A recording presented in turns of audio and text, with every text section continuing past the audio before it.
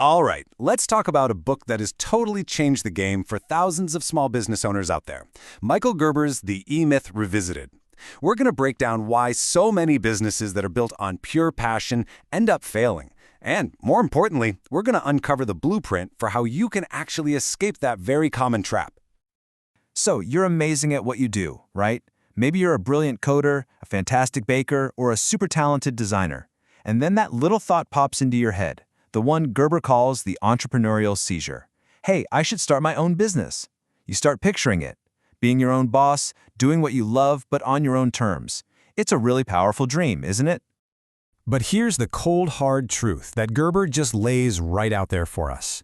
Most of these businesses, the ones born from genuine skill and passion, they just don't make it. And it's not because the owner isn't good at their craft. No, it's because of a huge, fundamental misunderstanding of what a business actually is. And this right here, this is the heart of the problem. Gerber calls it the fatal assumption.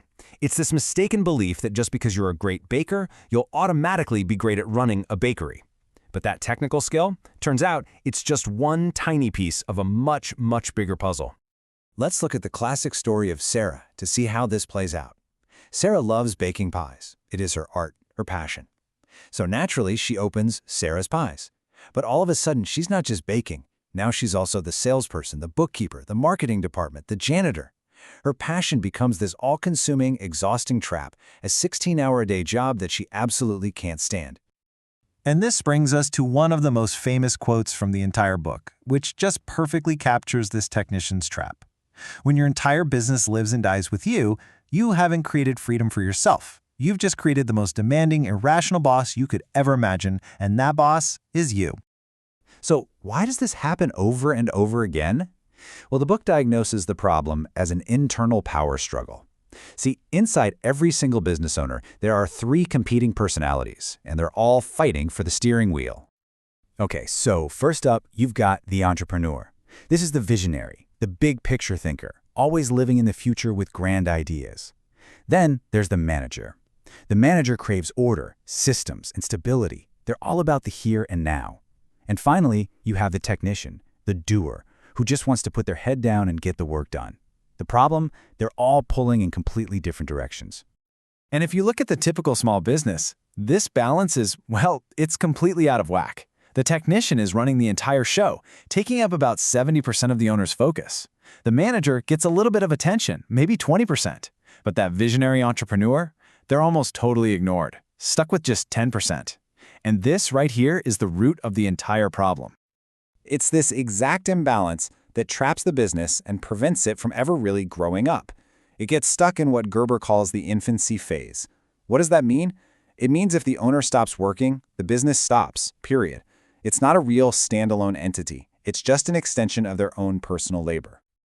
Okay, so that's the diagnosis. And it sounds a little bleak, right? But what's the cure?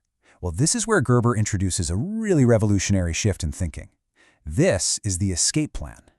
He uses an example that literally everyone in the world understands: McDonald's.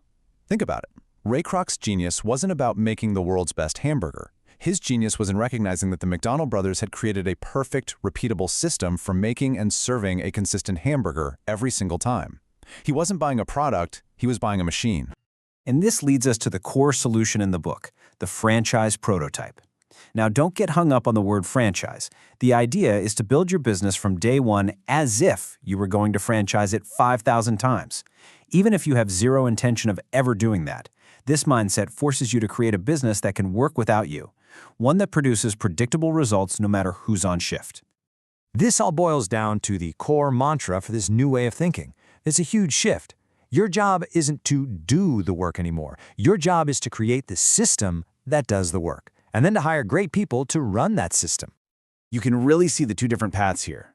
On one side, you've got the technician's trap, a business that's totally reliant on you, delivers inconsistent results, and is basically just a really high-stress job. And on the other side, you have the goal, a systems-dependent business that runs on clear, documented processes, delivers predictable results, and becomes a true asset, something with real value, completely independent of you. So how in the world do you actually do this? How do you build that asset? Well, the book provides a really clear blueprint, and it all comes down to changing what you work on. This is without a doubt the most famous concept from the entire book. You have to make this fundamental shift. Stop working in your business and start working on your business. Working in the business is baking the pies, just like Sarah. Working on the business is designing the step-by-step pie baking process, creating the marketing plan, and scripting the customer service experience. It's moving from being an employee to being the architect. This process of working on your business really has three key parts. First is innovation, constantly looking for a better way to do things. And think small here, like a new way to greet customers. Second is quantification. You have to measure everything. Did that new greeting actually increase sales? By how much? And finally, orchestration. When you find something that works, you document it. You make it the new standard operating procedure. That's how you build your system, one piece at a time. And this brings us to the ultimate goal of all of this. See, the purpose of your business is not to consume your life, it's to serve your life. It should be a vehicle that helps you achieve your primary aim, your big life goals. It should be a tool that's designed to give you more freedom, more opportunity, and just plain more life. Ultimately, when you really get down to it, the E-Myth isn't just a business book. It's a really powerful book about perspective. And this leads to a pretty deep connection. The discipline it takes to build a great business system, that's really just a reflection of your own inner clarity and order. So in a way, building an orderly business is actually a form of personal growth. And that leaves us with the final and most crucial question. What are you building right now? Are you building a job for yourself, one that depends on you showing up every single second of every day? Or are you stepping back to be the architect of a well-oiled machine that can run on its own, serve your life, and become a true and valuable asset? The choice is all yours.